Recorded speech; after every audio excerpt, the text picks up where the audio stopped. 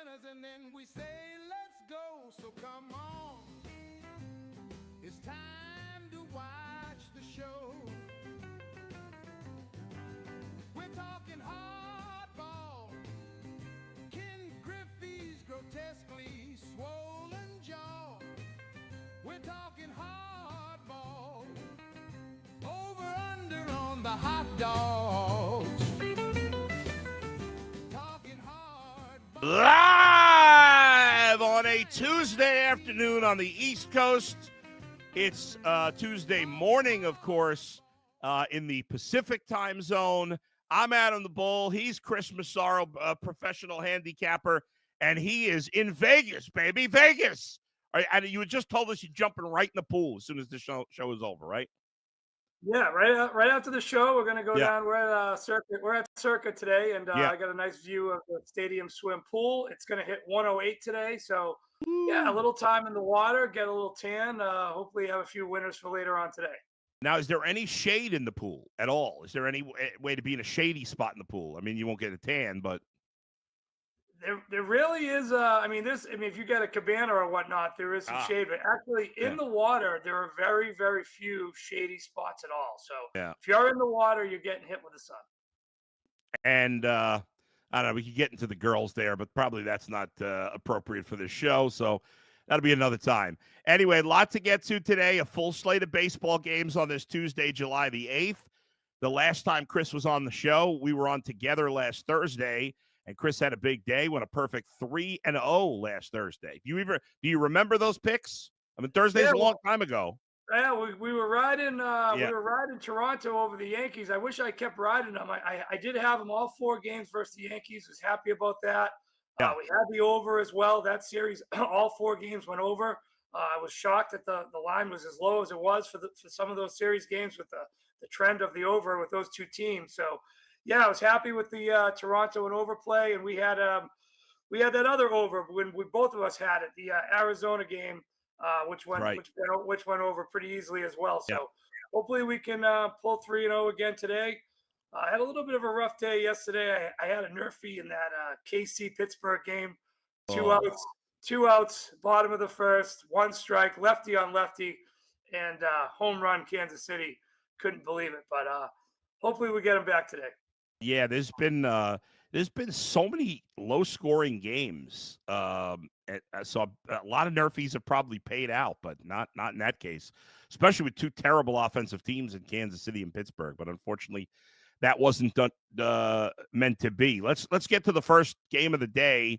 It won't be technically the second start of the day, but we'll start with the Rays and the Tigers. The Rays 7 games over 500. The Tigers 24 games over 500. Both teams would be playoff teams if the season ended today. Tigers with the best record in the American League. The Rays with the 5th best record in the American League. So both teams good overall, although the Rays have struggled here after they made that. It's like they and the Blue Jays were both chasing down the Yankees, and they both caught the Yankees, and the Blue Jays kept going, and the Rays have kind of stalled out with the Yankees. So the Rays have lost 7 of 10, but the Tigers, who were kind of middling there for a couple of weeks, have righted the ship. They swept the Guardians. They've won 4 in a row, and they look to continue that winning streak at home against Tampa. Jack Flaherty, who pitched well last time out, will go against Ryan Pepio. What do you like in this game? Yeah, to your point, I was thinking I was gonna I was gonna jump on Detroit just because I can kind of feel it falling apart for Tampa. Like you said, 3-7 the last 10. Struggling. I mean, the Red Sox are on their heels now, only 2.5 behind them in the division for 3rd place. But then you look at Flaherty, and he's tough to trust. 5-9, 4.84. He has pitched better at home with a 3.83, but Tampa's opposing batting average versus him is 333 and a limited supply, only 42 at bats. But it's tough for me to back Flaherty. I don't think I'm going to have a play on this game. Maybe look at a couple props. There's a couple interesting guys. Yandy Diaz, 3 for 7 with a home run, 2 ribbies against Pepio. And then an interesting guy, a backup or, every other day catcher, Matt Thaiss, pronounced Thaiss, spelled Thaiss. He's 3 for 4, very small sample size, but 3 for 4 versus Flaherty. He's only a 235 hitter with a homer and 16 RBIs in the year. But if he's in the lineup, you might look for a hit prop versus him. Some guy that maybe just sees Flaherty well. I'm not even sure if he's in the lineup today. That's something you might have to check later. Yeah. He was actually picked up in a trade from the White Sox on May 27th. So just, backup catcher. Sometimes, you find a little angle there. He is 3 for 4 versus Flaherty. But as of right now, I don't have a play in this game. It would be Detroit or pass for me. I just feel like Tampa is a little bit of a skid right now. Would you consider the over 8 at minus 109? Yeah, maybe because of Flaherty on the hill. He tends to give up a bunch of runs, but Tampa hasn't been really scoring as much Nope. lately. And, I'm just going to steer clear of this game. In Detroit against Pepio, too, 182 average and 55 at bat. So it might be a low scoring game. I don't really have a feel for the total on this one. Okay. If anything, it'd be Detroit or pass. Maybe look for a prop. All right, let's move on to game number 2, Chris. The Dodgers at the Brewers, and a very good pitching matchup in this one. This game will get started at 7:40. Clayton Kershaw, the veteran, he's going to the All-Star game. I like what the baseball's doing where they add, like, I think they call it the Legends pick. It doesn't count towards their roster, but he gets added to the All-Star game. And Kershaw, obviously he's not the dominant pitcher he was. And he didn't pitch particularly well his last time out against the White Sox. But overall, since coming off the injured list, he's been pretty solid. And you have this veteran, future Hall of Famer, just fantastic, all-time great pitcher. And he goes up against Jacob Mizorowski, who is the rookie. He's made 4 major league starts. His first 3 were lights out. Finally came back to reality after dominating in his first 3 starts against the Mets 6 days ago. And now, after he's faced his first adversity in the big leagues, can he bounce back? What do you make of this one tonight? Yeah, I'm not really sure. Mizorowski last start, he got hit pretty hard. 5 hits, 5 earned, 2 home runs. He only had 3 2/3 innings pitched. So will he bounce back? Was he tipping his pitches? They said like Burns might have been tipping his pitches against the Red Sox. So maybe it's just these little adjustments that the veteran teams figure out against a rookie pitcher that he doesn't know yet. So I expect him to come out sharp.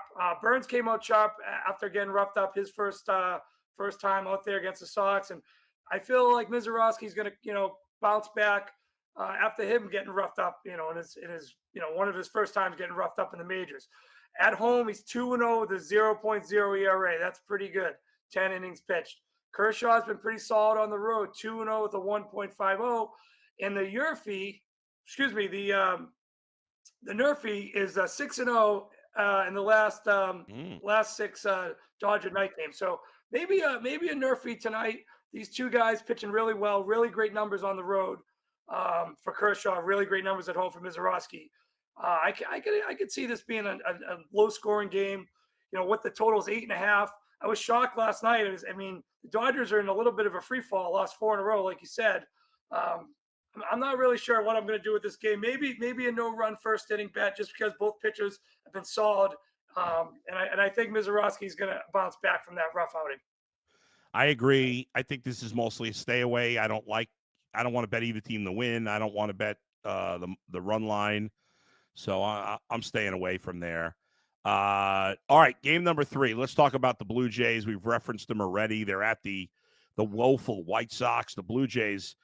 Nobody's playing better than them right now. They are 53-38. They have the third best record in the American League, behind only Detroit and Houston. And they did not get off to a good start, but they've won 9 in a row.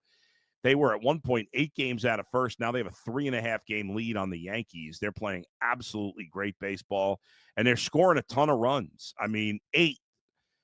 During this winning streak, they've scored 5, 12, 11, 8, 4, 4, 3, and 8, only below 4 runs once. In fact, if you go back even further, they've won 11 of 12 and only scored less than 4 runs twice in those 12 games. I could go back even further, which is just crazy. Let's see, 2 more games. So the last 14 games, they've scored 4 or more runs 12 times. Their lineup is on fire, Chris. Yeah, you would think the price would be a little higher. It's right around minus 200. But the question is Bassett. He's been a real rough pitcher on the road. 2-4, 6.38. His last road outing was versus Boston. 2 innings, 8 earned runs, and coincidentally, that was their last loss. They've won 9 in a row, longest winning streak since 2015 for the Blue Jays. But if you look at it, they're only 21-22 on the road. White Sox respectable 19-25 at home. I don't think I'm going to bet Toronto. I mean, I guess if you've been riding them the whole way, you keep riding them. I had them the first 4 games versus the Yankees. I did not continue betting them. I figured there might have been a little bit of a letdown after the big Yankee sweep moving into first place. So I didn't continue betting them versus the Angels. I wish I did. I'm not going to hop on now because I just have a feeling that Bassett has been really rough, terrible pitcher on the road this year. And I just have a weird feeling that this might be the game, that they lose, the streak ends. Just because, the last loss was also Bassett on the road. And I mean, he just got torched at Fenway. So I could see some regression coming for Toronto. Just they're hitting like lights out, but their run differential, their home road splits, it just doesn't add up. I know they're the hot team right now, but at some point, I think that's going to end, and I think it might be tonight because I'm not too keen on Bassett. I'm not saying I'm going to make a play on the White Sox, but definitely not laying $2 with Toronto tonight with Bassett. Just a couple quick props. Benintendi is probably the only one in the lineup that's had much success against Bassett. So, that could be, maybe Bassett will just mow down this White Sox lineup. It's not a great lineup, but Benintendi 5 for 16 with the home run. A couple guys have pitched, hit well against Savali has been Vlad Guerrero and Springer, who's been on fire of late, both hitting over 350 against Savali, both with a home run. Vlad has 2 home runs versus him. My pick in this is the first bet I like today. I like the Blue Jays over 5.5 runs at plus 108. Like I said, I gave the numbers for games they've scored 4 or more runs, but they've scored 5, over 5 runs half their games. I know it's a lot for one team to expect them to score 6, but their offense has been on fire. The White Sox pitching is terrible. Aaron Savali's terrible. Their bullpen's terrible. I think the Blue Jays put up 7 or 8 tonight, so I'm gonna bet the Blue Jays over 5.5 runs at plus 108. Yeah, I wouldn't disagree with you there. If you like that, you might like the over too, because you figure Bassett's going to give up a few. He always gives up a bunch of runs on the road. I might probably play. I'm probably going to play the Vlad prop. Look for total bases over 1.5. Vlad Guerrero, like I said, he's had some really good success against Valley. 5 for 14, 2 homers, 3 RBIs, 357 average. Springer 3 for 8 with a home run, 375. So those are 2 guys to look for props. They've had success against Valley. And I could echo your sentiments on over team total or over in the game 9. I might like a little more just because I feel like Bassett's going to give up some runs. White Sox hit the ball pretty good last night. They came back. They made a valiant comeback. They hit a ball deep to the wall late in the 9th inning, which guy made a pretty good catch for Toronto. Game could have been a little bit closer. Let's go to the next game. The Cleveland Guardians last night, Chris, ended their 10-game losing streak. Beating the Astros. It was a weird game because the Guardians haven't scored at all. In fact, they had only scored 9 runs in their previous 7 games. And they had only had 1 inning during that 10-game losing streak where they scored more than 1 run.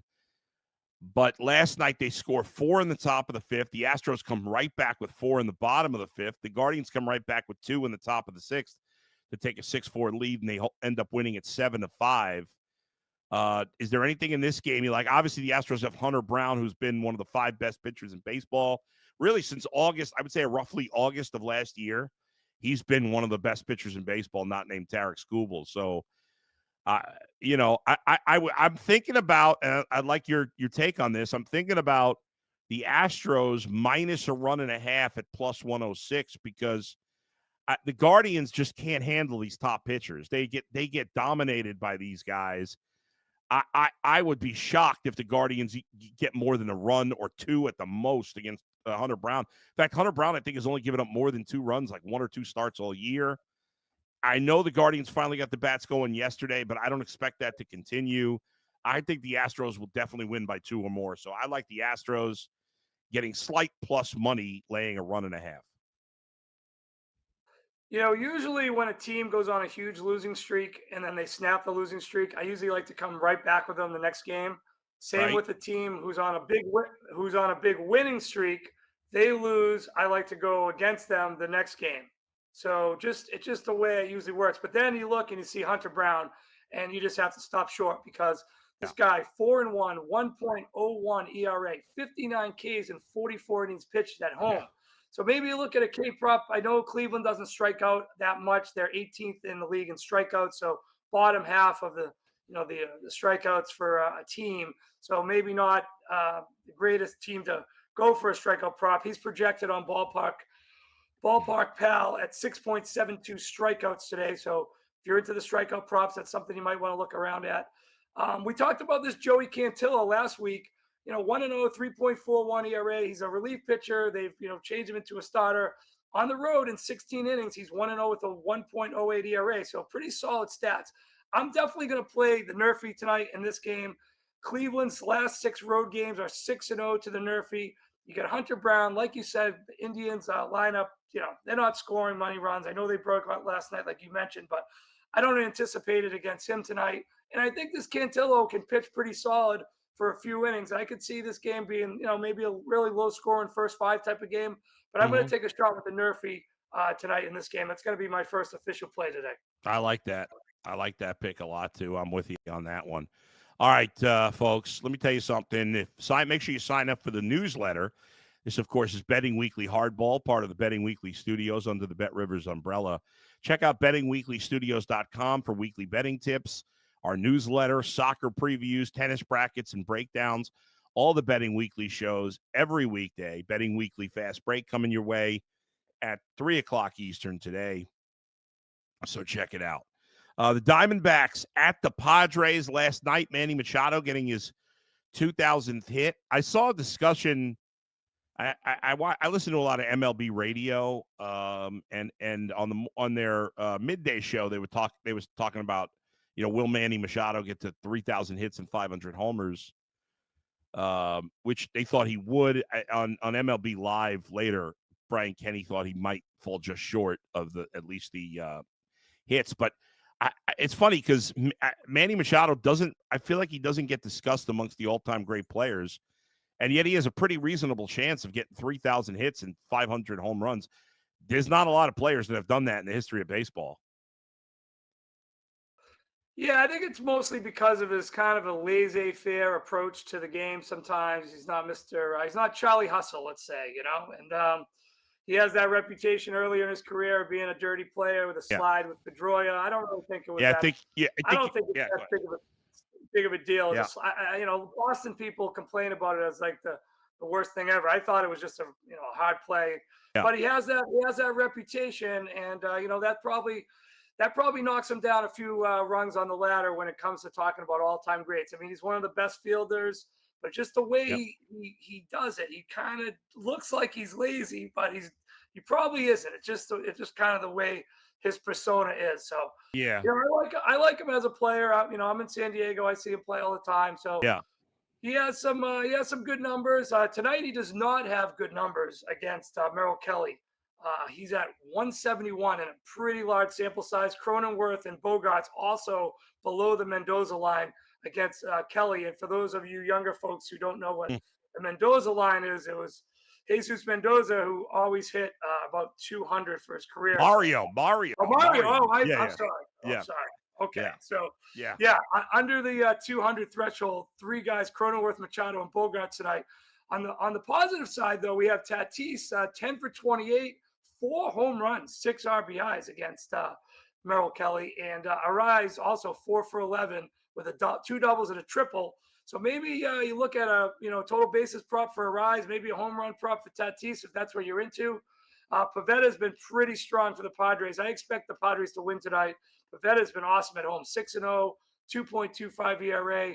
Really solid stuff at home. I usually don't like betting a team that lost the night before, but I might look at it for the Padres a little bit later today. I'm not sure what I'm going to do with this game, but there's some interesting stats there. Pavetta is also projected for 6 strikeouts tonight. D-backs don't strike out that much, but I kind of like just the way Pavetta's been pitching at home. He's got 60 Ks and less than 55 innings at home. So might be something you look at, or a K prop there for Pavetta. Yeah, and anything with any game involving the Diamondbacks, you also want to pay attention to the fact that their bullpen is a complete disaster. They just lost Shelby Miller, who's been their closer, to the injured list. He's the third closer they've lost, and their top four relievers are all out. And I think three of them, well, we'll see about Miller. It's an elbow injury, so I'm guessing he's going to eventually be done for the season. But their bullpen's a mess, so that's just something to keep in mind in any game involving Arizona. By the way, poor Mario Mendoza gets saddled with the Mendoza line, which is not totally fair since his career batting average is 215, not 200. By the way, Mario Mendoza had 1,456 plate appearances in the major leagues and only hit 4 home runs. Wow. I mean, well, I wouldn't be playing him. I wouldn't be playing him in a home run prop then. No, definitely not. He had a career negative WAR. But anyway, I've wasted enough time. One other thing on Pavetta. Yeah. Arizona collectively is only hitting 165 against him. The Yeah. only guy who's had any luck is Randall Grichuk, 3 for 10. He's the only guy who's over 200 batting against Pavetta. So maybe maybe you look for some Pavetta props. Maybe you look for some Arizona team total under. Sometimes the ball doesn't carry that well there. Although last night the game was sitting pretty. It was 3-1 for a while. I played a live over. It got there. Like, as you mentioned, the bullpens kind of fell apart. Yeah. Both the Padres and the D-backs at the end. It was 6-3 final. So just a couple different angles to look at. Pavetta seems to own the D-backs lineup, and he's having a great year at home. Next game is the Phillies and the Giants. We've got Taijuan Walker making the start against Robbie Ray, who's an all-star. We know how good Robbie Ray is. He's one of the best pitchers in baseball. He hasn't given up more than 3 earned runs. He's only given up more than 3 home runs once the entire season, and that was on April the 16th.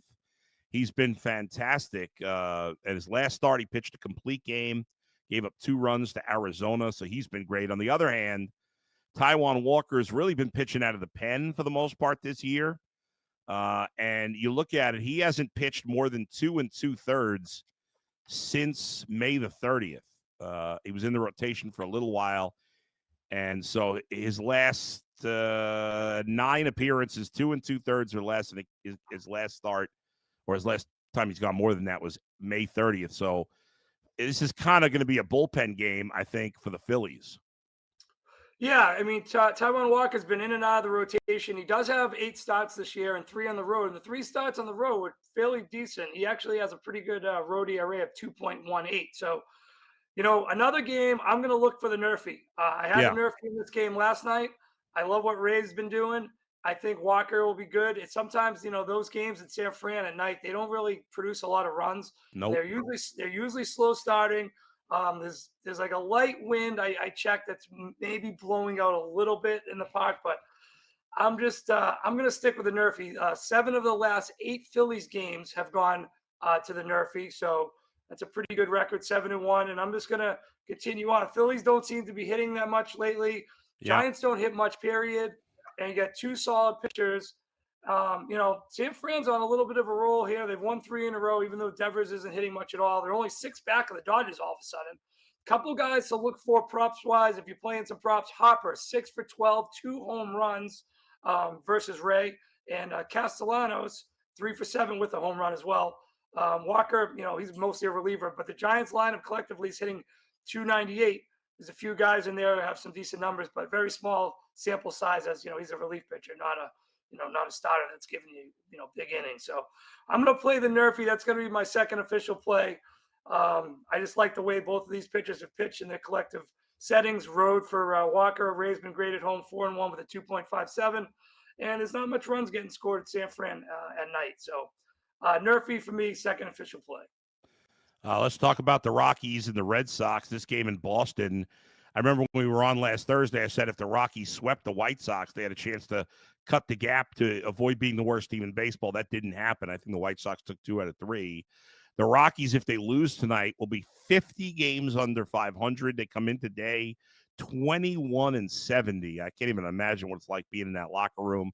Kyle Freeland, who's 1-9 with a 5.49 ERA, actually pitched a decent game last time out.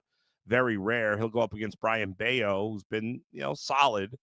Red Sox, as you mentioned, are playing better of late. They've been a weird team, very hot and cold. They got like really hot right around the time of the leading up to the Devers trade, and just past that, then they lost a bunch in a row. Now they've bounced back, won a bunch in a row. Very Jekyll and Hyde team, but obviously you're not going to bet on the Rockies tonight. What are you going to do here? No, definitely not betting the Rockies. I was on the Red Sox that game against Washington when the game kicked off at we mentioned it. It kicked off at 8 a.m. Pacific, 11 a.m. Yeah. Eastern. I just thought that was a perfect spot for Boston. You know, they play the Patriot Day game. They're familiar with that setting. You had the Nationals going up against the Tigers the night before, so I got on the Red Sox that game. They had a great win. I saw a little spark in the team. I've been riding them the last four. I've had them the last 4 games. I'm on them again tonight. I don't usually play big numbers like this, but I played it at 265. I know it's already up to like 295 or a little bit higher now. And I really love what Bayo's been doing lately.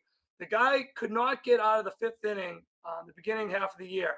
But in his last 8 starts, he's given up 3 or fewer earned runs, and he's got through 6 or more in 5 of his last 6 starts. And the only reason he didn't get to 6 last time is he came in as it was a suspended game, and he started the second half of the suspended game. The guy's been pitching lights out. I really like what he's doing, and I just really think the Red Sox are a no-brainer bet tonight. I don't know if you want to put him in with parlays or try to find other different angles. The way the bats have been hitting, the Red Sox have absolutely crushed lefties lately. They crushed Mitchell Parker on the Nationals the other day. They drove him out of the game early. I'm not sure how to pronounce the Japanese pitcher's name, Aga Sawawa. They crushed him the other day. Yeah. He was out of the game early. So they're just crushing lefties. And Freeland's coming into Fenway. He hasn't faced many of these, Red Sox batters. Neither pitcher really has faced anyone in the opposing lineup. But I like the Red Sox over 5.5 runs tonight at plus money. I like the Red Sox to score first because I think Bayo shuts them down in the first, and I think the Red Sox score right away. So you can find that at maybe minus 120 Red Sox to score first. And like I said, over 5.5, you're going to get plus money on Red Sox team total. And like I said, I'm playing the Red Sox because I'm just going to ride them until they lose. So I'm all over the Red Sox today. I mean, you got the Rockies 11-34 on the road, minus 235 run differential. Is that even a real stat? That's insane. We're not even halfway. We're not at the All-Star break yet. So Red Sox for me, there's no way you can get behind Freeland at this point. To put into perspective how bad that minus 235 is, the next worst team is actually not the White Sox. It's the A's. They're at minus 140, which is terrible, and then 95 runs better than the Rockies. So that'll put it into perspective. Right now at Bet Rivers, we have the Red Sox minus 305. If you want to lay a run and a half, you can get them at minus 134. All right, the Mariners at the Yankees. The Yankees not playing well. They've struggled now for close to a month. The Mariners have been kind of up and down. Logan Gilbert will face Will Warren. Will Warren got off to a good start, but has been not good lately. Logan Gilbert's had a weird season. Obviously, he was injured earlier in the year. He's not pitched particularly well. He pitched an okay game last time, but they couldn't even get him through the 5th. What are you doing in this game? I'm not sure if I'm going to play the game. There's a lot of rain in the forecast, and they said that based on some projections on RotoWire, it's like 65% chance it might get rained out. But if it doesn't get rained out, it might be a strikeout fest. You got 2 big strikeout pitchers. Gilbert's projected for 7.16 strikeouts, Warren for 6.35, and you got 2 of the top 8 strikeout teams in the league. Yankees 5th and Mariners 8th. So there might be a lot of strikeouts. If you're a strikeout prop player, you might want to look at that. But the thing that scares me is the rain. If the guys get out there and Gilbert's got 5 strikeouts through 3 innings and then the rain comes, he's probably not going to come back out. So you got to be careful with that. Gilbert, like you said, is a little bit of a struggle bus. 1-0 with a 6.0 ERA and 15 innings pitched on the road. So he hasn't been the same guy. Another interesting stat is the last 10 Yankees games versus the AL West have gone under the total. So just one of those fluky trend stats. Yeah. But, there was that stretch where the Yankees kept going under what it was, like 16 or 17 times in a row. Couple guys for props. Judge is 4 for 13 versus Gilbert. Dominguez, small sample size, 2 for 3. Gilbert, though, has 17 Ks and 58 at-bats versus the Yankees lineup. So, like I mentioned, there's going to be a lot of strikeouts in this game. if the rain holds off with 2 strikeout pitchers. You got to worry about Warren, though. He got absolutely shelled last game, 10 hits, 8 earned, only 4 innings pitched, and most of that came in the first inning. They just basically told him, you got to stick it out for a couple more innings. Right. Our bullpen smoked. So I don't know about this game. I'm probably gonna lay off, but there's just some stats for you guys if anyone's interested in playing some props. All right, let's go rapid fire, Chris, around the rest of the games we haven't mentioned. We'll go in order of time they're starting. 6:35 Eastern, Mets and Orioles. Clay Holmes, who's overall had a good season against Brandon Young, who's been up and down. Anything for you in that game? Yeah, you kind of look for the O's, but Holmes has been pitching pretty well. O's have won 3 in a row. Mets are really rough on the road, 19-25. I don't have much faith in this guy Young, so probably just to stay away, or it would be O's or pass. They're starting to hit the ball a little bit better. Maybe they can get back to 500. It's been a rough first half for the O's. We've got, let's see, 7:10 Eastern, Marlins at the Reds.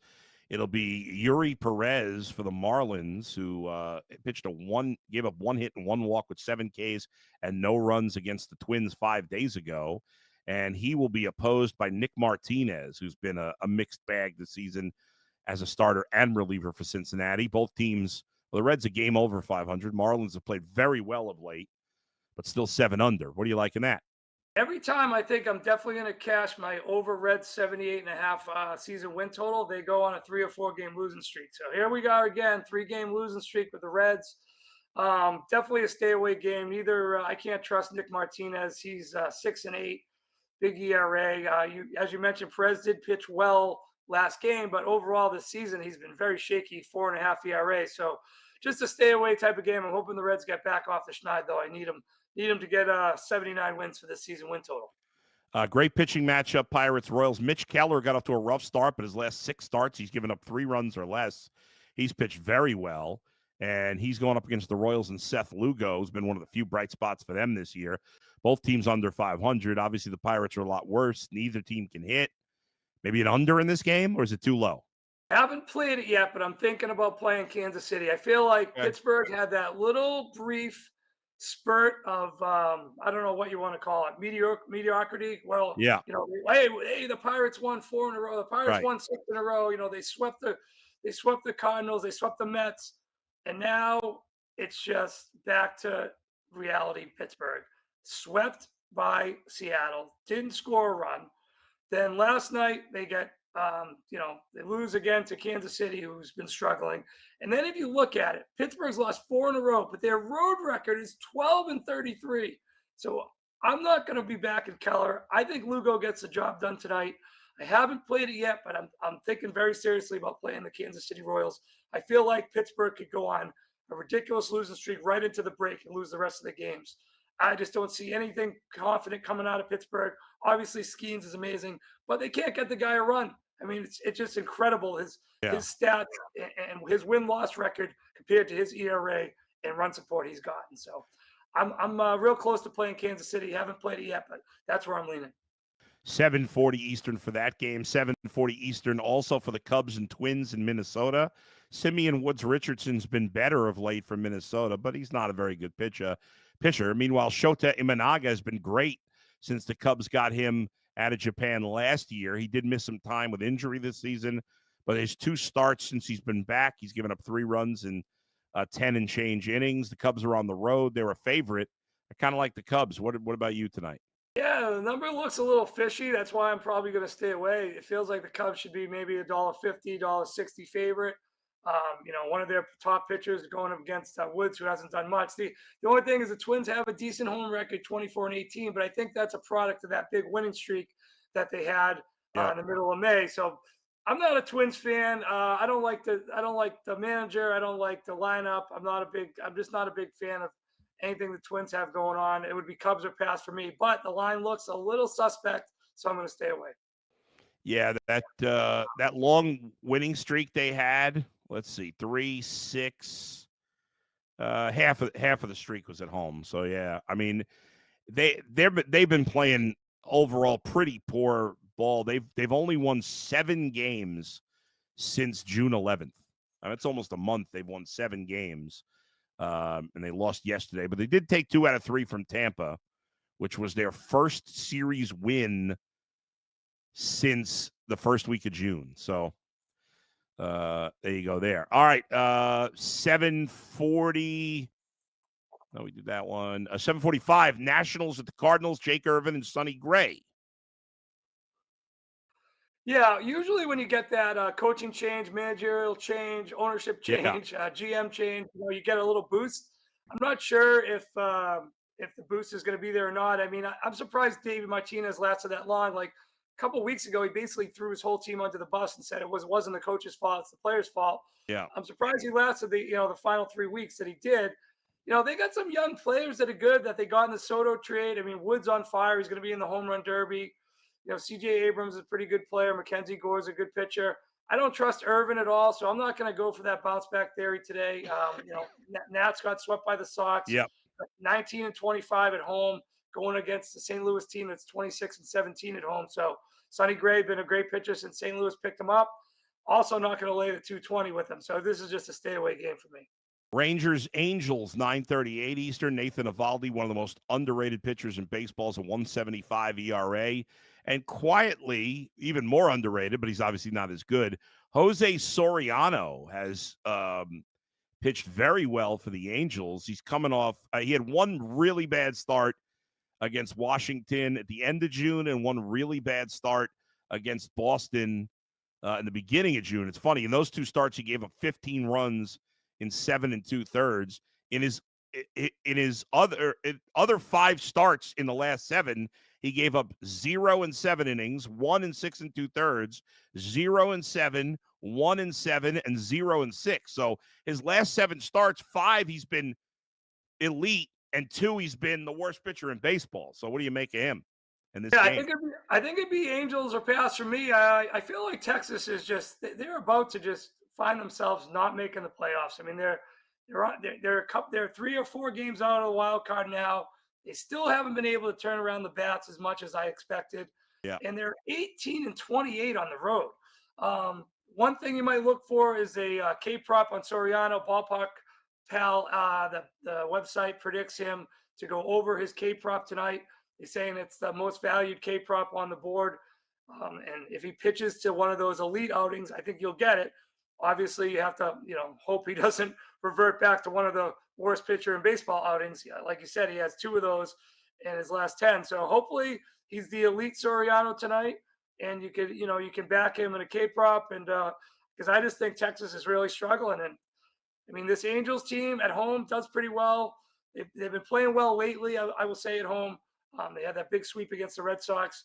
And they've been pretty decent. They got some young bats that have been sparking up. Adele's finally showing what he can do as a young player. So I would be Angels or pass for me, and maybe a Soriano K prop over. And the final game we haven't hit on, it's hard to believe, but the Braves are awful. They only have 2 more wins than the A's. They're at the A's in Sacramento tonight. Didier Fuentes will pitch for the Braves. He struggled since coming up. Jeffrey Springs, who's a serviceable pitcher for the Athletics. Anything to go out of this game? When I saw the line, I laughed out loud. I go, wow, the Braves are only minus 124 against the A's. It's just kind of shocking when you see it. But then you look, the Braves are 15 and 28 on the road. Granted, the A's are much better, 16 and 29. So these 2 pitchers, nothing to write home about. This would maybe be an over game, although the total is set rather high at 10.5. I would maybe check the weather, see if the wind's blowing out. If it's warm temperatures, maybe this game flies over. Fuentes, he got rocked a couple times, and Springs, as you said, is just a journeyman type of guy. Both of these teams on losing streaks. Braves have lost 4 in a row. A's have lost 2 in a row. So not much to really fall back on here. I would maybe look for an over at some point, but tough days for the Braves fans right now. All right, Chris, give us a recap of all your picks for today. Okay, we're gonna go with those Nerfies that I mentioned. The Giants, Phillies Nerfie, and the Cleveland, Houston Nerfie. I'm also playing the Red Sox team total over 5.5. I'm going to play Red Sox to score first, and I'm playing the Red Sox, but I don't expect many people to jump on the minus 300. That's just a personal play. I've been riding them for the 4-game win streak. I'm going to keep riding them until they lose, and I'm leaning Kansas City as well, but I'm not going to make that official. But I am leaning Kansas City. All right, 3 picks for me. I like the Cubs minus 136 against the Twins. I like the Astros minus 1.5 on the run line, minus 1.5 runs. And I like the Blue Jays over 5.5 runs tonight against the White Sox. So there you go. Those are the picks. Thanks, everybody, for joining us. If you're not a subscriber to the Betting Weekly Studios already, make sure you do so on YouTube. Thanks to Shane and Max for producing. And we'll talk to you next time. Betting Weekly Fast Break coming up in about 20 minutes. Until then, for Chris, I'm Adam. We'll talk to you from Betting Weekly Hardball. See you, everybody.